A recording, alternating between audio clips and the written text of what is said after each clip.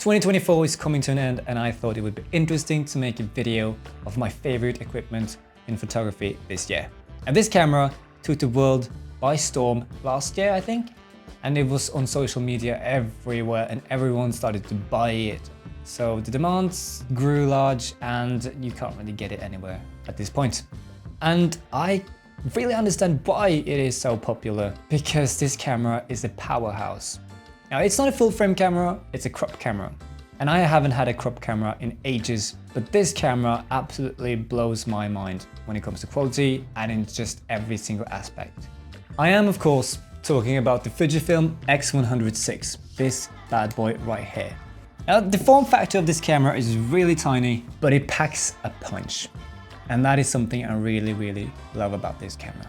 Some of the greatest features in this camera are the film simulations.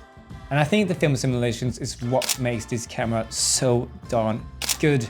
It's because you don't have to edit the pictures after you've taken them. So I think that's one of the reasons why this camera became so popular last year and has just grown in popularity ever since. But it's also why I love this camera, because I am fed up with editing. Like I'm completely done with editing, some exceptions, but I do editing every single day and I just want to break from it. I just want to enjoy photography and I just want to take the pictures. I know editing is part of photography, but I don't want to sit in front of the computer for hours and hours and hours to edit to get a good picture, when I can have this camera and get a good pictures from the second I pull the trigger. This camera has a fixed focal length of 23mm, which is equivalent to 35mm on full frame. But since this camera has 40 megapixels, it gives you a bit more flexibility when it comes to cropping.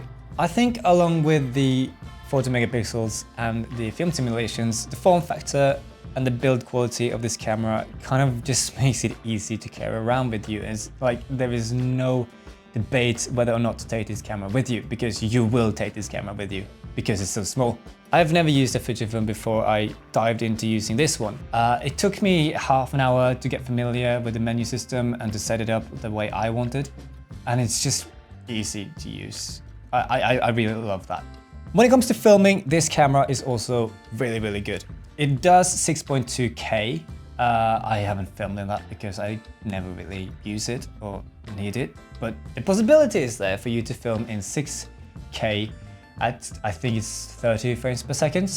It also does 422 10-bit. However, the film simulations in this camera also applies to the movie. So you can film with the simulations on, and meaning you don't really have to edit your film either, because you can customize the film simulations to fit your filming style. I mean, there is more flexibility to edit, but it's also really nice to just be able to upload an already edited video from your camera. In addition to that, it has IBS, or in-body image stabilization, which makes it easier to film without getting all the shaking. And the last thing I really love about this camera is the built-in ND filter. It's a 4-stop ND filter, which has been pretty handy, and because it has IBS, I have been able to do a sort of long shutter speed of moving water to get this like silky effect. This is also very nice for filming when you want to get this natural motion blur in the filming.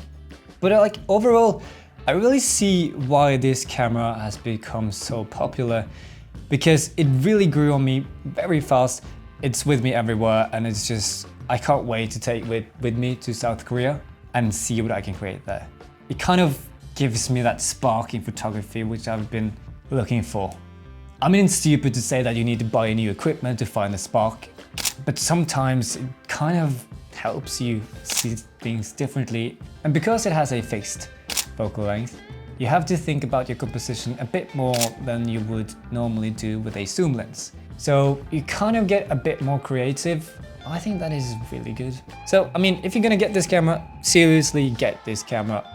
If it's not for you, just sell it, because the resale value of this camera are so high. Like, you won't lose money from selling it or buying it, really. It's just gonna be either you love it or you hate it and you get the money back.